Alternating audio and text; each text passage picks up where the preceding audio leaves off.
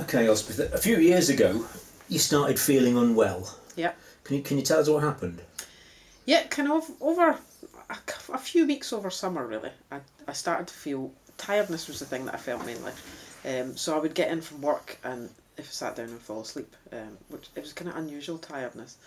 I think the tiredness was the main thing, and then latterly I started having palpitations. So I was just conscious of my heartbeat all the time, and then when I lay down, particularly at night, I could really feel, and it felt like I was getting kind of extra heartbeat, two heartbeats together. So that's the point at which I thought I got worried about the tiredness and that. Sounds pretty frightening. That was, yeah. So I thought, once you think heart in there, so at that point I went to the doctor. So this was over a period of what, days, Over weeks? a period of weeks, I'd say, probably 3 to 4 weeks. Okay. I also had some strange things, like there was one day I was travelling down to Lancaster for work, and before we went I just had a severe kind of onset headache and then felt sick for the whole day really. When we got back off the train I was struggling, I felt really weak and tired. I got back to the office and I ate something and immediately felt so much better, which was strange, and I didn't relate that to much, and felt better then as the evening went on. I also was drinking quite a bit, but didn't notice that really because it's summer, so I always would have a glass of water on my desk anyway. So I hadn't noticed that. Were you getting up to go to the loo overnight or anything? Not any more so than I probably normally do. So Yeah. I didn't particularly notice that. I didn't particularly notice drinking, but the palpitations was the trigger for me to go to the doctor. Was your weight changing? Or? Probably people had said to me, "Are you losing weight?" I think I was probably maintaining weight, where usually I might have put on a bit. So I didn't notice that particularly until afterwards. What about your vision? Was that going blurry or Didn't anything? notice that. Didn't notice anything with that one. So no, it was the one thing that was strange. I was out shopping for shoes with one of my daughters, and was really thirsty. So we went into the shop next door, and I do distinctly remember thinking, none of these drinks will quench my thirst right now. But I kind of put that out of my head. As soon as the palpitations thing started, then I got worried, so I went to the doctor. And they did the tests, the heart monitor tests, and said it's not that unusual to get palpitations at your age, but took bloods, and then... How old were you at this stage? 40. I turned 40 in the February, and this was the August, mid-August to early September. Okay. So so went to the doctor. They phoned me about 6 o'clock that night and said that my blood sugars were 19, so I had diabetes.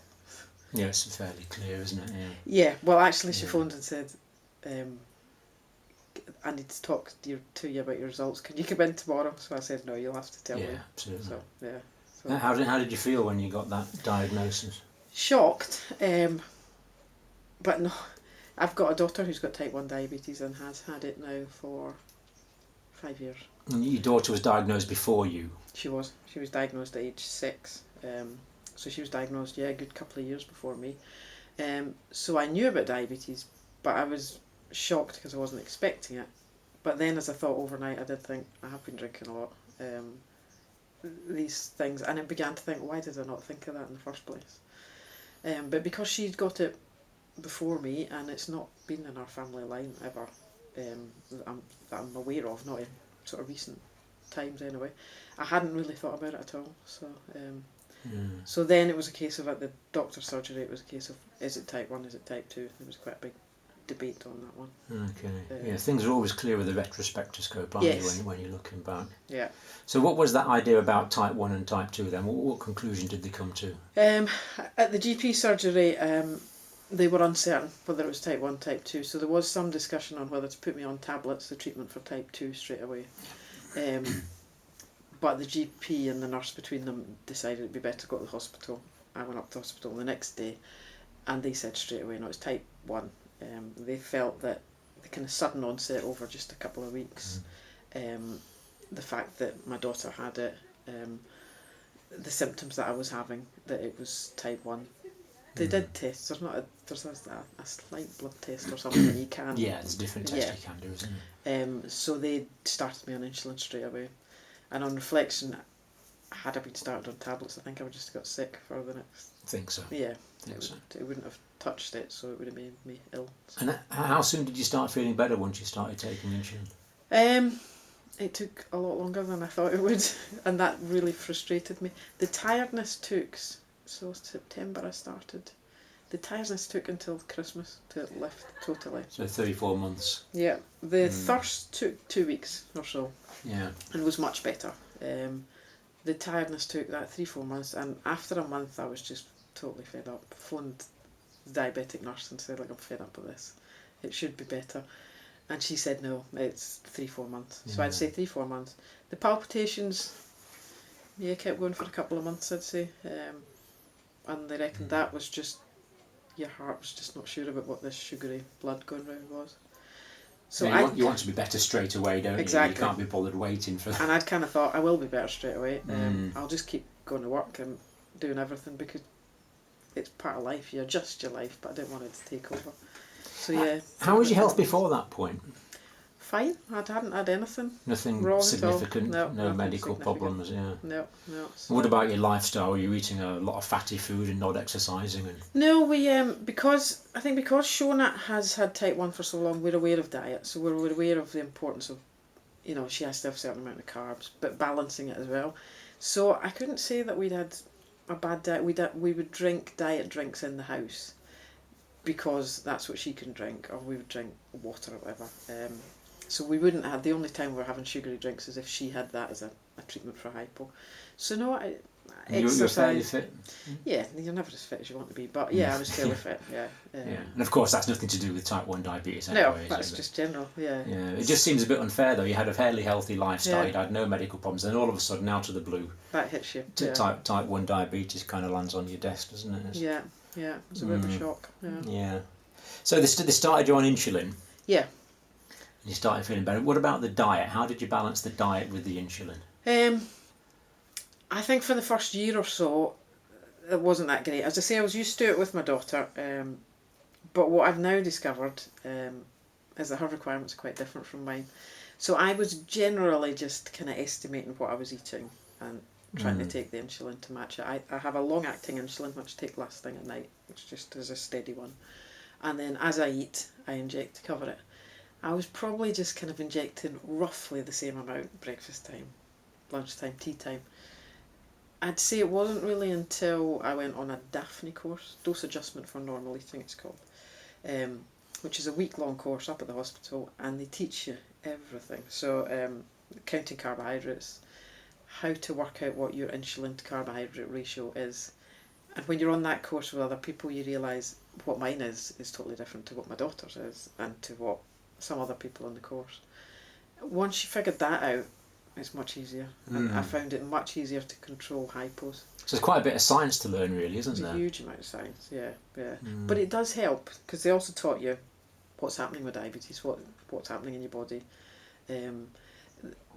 how to handle that, how to count carbohydrates, insulin, and then practical things like driving, alcohol, how that affects things. And it was aimed at you being able to manage your normal lifestyle with diabetes by making adjustments, really. And do you think knowing about the disease lowers your anxiety levels? Do you feel more comfortable now that you've got that knowledge of how the disease process works and how to manage it? I don't know about lowering anxiety levels. It helps me feel like I can manage it better. So, I mean, I'm never going to have the medical knowledge that a trained doctor or nurse is, but it helps me to understand how it works. So, for example, they did teach us a lot. There was some younger people on the course, and they said at one point, what alcohol do you take? Well, it wasn't a whole lot from me, but they had lists and lists. But they could explain why, because your liver kicks out a bit of sugar during the night when you sleep. So they could explain that if your liver's busy processing alcohol, it can't do that kicking out of sugar, so that's why you can go very low during the night. So basically they need to eat kind of last thing at night. If you've drunk a lot, eat last thing at night. Well, it just helps understanding all these things, because you see how it works, so I can understand the rationale and try and treat it. I think you'll find your medical knowledge is as good as quite a few nurses and doctors actually. Yeah. Now, you mentioned hypos there. Yeah. What do you mean by that? Right, when your blood sugar goes low. So I will start to feel hypo when my blood sugar is anything less than 4 really. Anything down from sort of 4.1 below that. So the four's the floor saying is really quite reasonable for you. If I'm down as low as 3.2, I'm struggling a bit. So you surprised. get low blood sugar. I start to feel like I can't lift my arms. They feel really incredibly heavy. It's usually one of my first indicators. You start to feel weak, shaky. You could sometimes see your hand shaking. You just slow down. Your mind slows down. Do you know what it is at that stage? In terms Do you know it's a hypo? Yes, yeah. I can feel it coming on. So your insight's fairly good. Yeah, I do now. My daughter hasn't got such good early warning signs. She can be down at sort of 3.3 or so before she even notices it. And that's the thing, as you have more hypos, you lose that early warning sign. The thing that is difficult is, quite often, you're doing something. So I'm working in the office and I think, I can't be bothered treating the hypo. I'll just hammer on, finish this. And you've got to watch, because if you go beyond that, you can start to get a bit aggressive. And, You can actually lose your insight at some you stage. lose, yeah, and there's a fine line between at what point you lose your ability to react to it and take something. So what do you do when you go in hypo? How do you treat it? I've usually got a bottle of Lucozade with me, or a packet of fruit pastels are kind of standard treatments. Sugary drinks, sugary sweets, take straight away, and then usually have a biscuit or something just to boost up. You need to have a fast acting sugar like Lucozade sweets, and then something longer just to. Yeah. So anywhere I go, I have that with me really. And do you keep glucagon at home in the fridge in case? Just in case. Yeah. Hypo stops. We've only. I mean, I've not had to treat myself that way, but we have a gel, a hypostop gel, which, if you go beyond the stage of being able to eat, you can rub that inside the cheek. And once with Shona, my daughter, she had a really severe hypo. She started to have convulsions, so she went unconscious, was convulsing, and we have a glucagon injection which we've had to use only once. That's absolutely terrifying. That was terrifying, and you're phoning the ambulance at the same time because it's never happened before. You don't know that she's going to come round, so. And trying to fill this injection while your hand's shaking. Yeah. And what happened? You gave her the injection? Gave her the injection. She did start to come round quite well, but she was very sick. So the glucagon did bring her around before the paramedics arrived? It did, yeah. And they could reassure her when they got there that, yes, she was coming round. She was still quite drowsy. But because she was then sick, continued being sick, she was in hospital for a night with that. Yeah. So you get clear symptoms when you go hypo? Yeah. If you're hyperglycemic, do you get any sort of immediate feelings with that? Any symptoms with that? It's not as easy to detect, I don't think, that one. But I have figured it out now, I think. There was bizarre things at first, because at first with diabetes I was quite high, quite a lot of the time. Bizarre things, it's not lightheaded, it's kind of swooshy head almost, really. So it's not like I stand up and feel faint, but it feels like your head's swimming a little. And at first it felt like my eyes were kind of bouncing, when you bounce a ball like that. It felt like they were doing that a bit. Strange things, strange feelings, swooshy head is the way that I describe it. Yeah, you can kind of imagine all that sugar going around your brain and the osmotic effects and all the kind of... That's exactly what it just feels like. There's something not right in my head here. And you've then got to try and get your brain to figure out, is this hypo, is this hyper? So I've always taught our daughter that check your bloods first, test your bloods before you treat, because if you assume it's a hypo and then bang some sugar in, it's doing some damage. Yeah. So if I am high blood sugar, I'll inject a couple of units of insulin. You can do a bit of exercise, go out for a walk, run, take it down a bit, but if you're over... You'd have to do a lot of exercise. You'd have to do a lot, and if you're over 12, 13, it's not all that safe really to go and exercise. No, you'd be falling over and hurting yourself and all sorts of things. So yeah, I have once when I was cycling, felt very odd, and I felt the bike wobble a couple of times before I stopped. And what was that? And that was high. That was high blood. Really? Because normally you would assume it was low if you're exercising, wouldn't you? I was about to just drink some Lucozade, and I thought I'll just check it because it didn't feel quite classic hypo. So. Yeah. So I think you always have to. I carry the monitor everywhere with me. Absolutely. That's the only way you can tell for definite. Your body figures out, but the only way of checking for definite.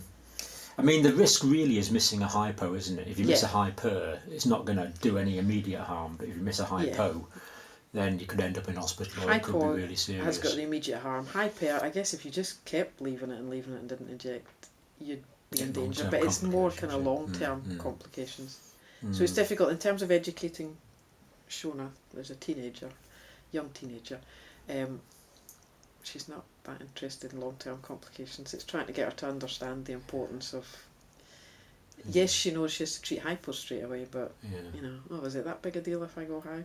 So at that age you simply can't conceptualise your own mortality, can you? And it's trying to educate without scaring, but being realistic. So, and her treatment at the hospital was being pretty realistic from the first point. It was, yes, it's not fair, but this is life, so you got to live with it. And, I mean, they do help her, but I think that approach is quite.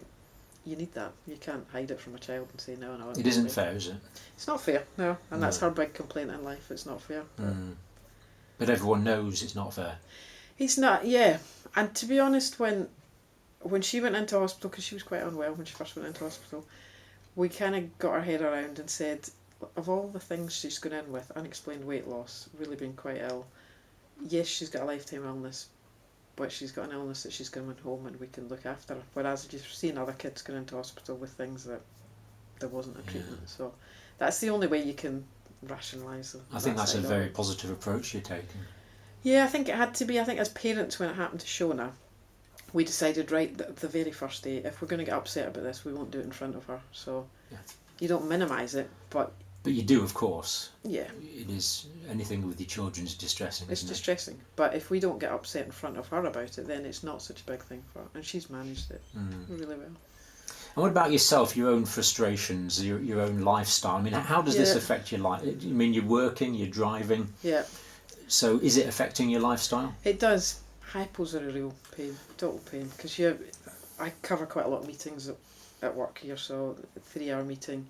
You've just got to be able to, you've got to eat at some point during it. You've got to check bloods. If you're driving, you've got to check bloods before you drive. You've got to make sure you've eaten. If you are hypo, and then I check my blood, have to treat a hypo, I then can't drive for nearly an hour, 50 minutes an hour. And I just wouldn't mess with trying to do that. No. But that has happened to me. At first, when I was trying to learn to manage it, I'd due to finish work at 3, check my bloods just before I leave. I'm hypo. I then can't drive to go and pick the kids up from school. You try to phone people and get them. It does. I mean, even things it was strange things that frustrated me at first, like ironing and shopping. And I phoned the diabetic nurse. I was like, "This is ridiculous. You can't." And she said that's 2 of the most common ones, because ironing it's just constant, movement, and then shopping you're taking stuff down. So you don't realise you're using small amounts of energy, not but at all. you are, yeah. Whereas if you went out for a run, you'd stock up on sugar. Sure.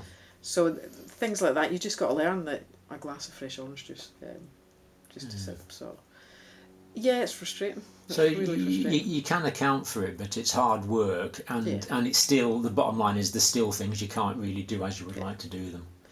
I don't think you've got the flexibility really. So I kind of get towards 12, half 12, I have to be thinking about eating. Do you find this emotionally frustrating? I mean, yeah. I mean, sometimes worse than other.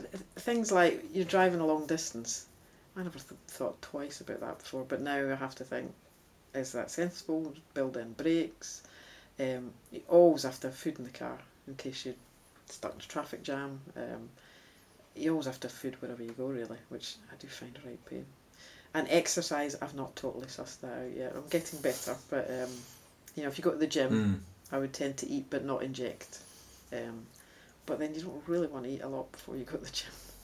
And the worst thing, if you go for some sort of form of exercise, you feel really good and fit and healthy. You get back and you have to drink half a bottle of Lucozade.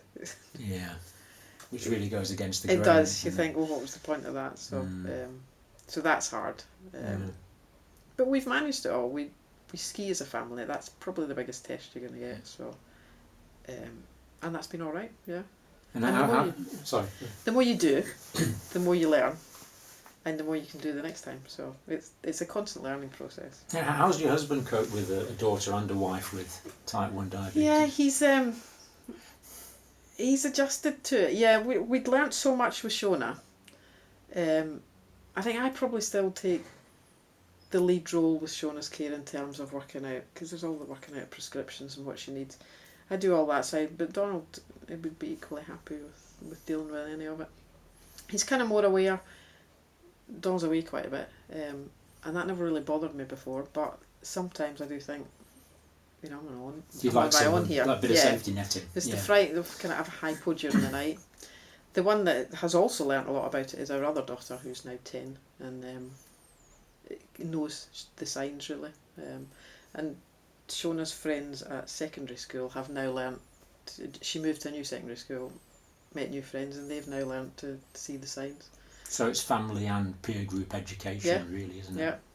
We've always said with her and with myself, we always tell, she tells her friends, her teachers, I tell work colleagues, because it just explains if something strange goes on. So, absolutely. Yeah. So it's a whole family learning. Yeah. Elspeth, lots of nurses and doctors are going to learn from what you've just told us. Thank you very Good. much. Thank you. Cheers.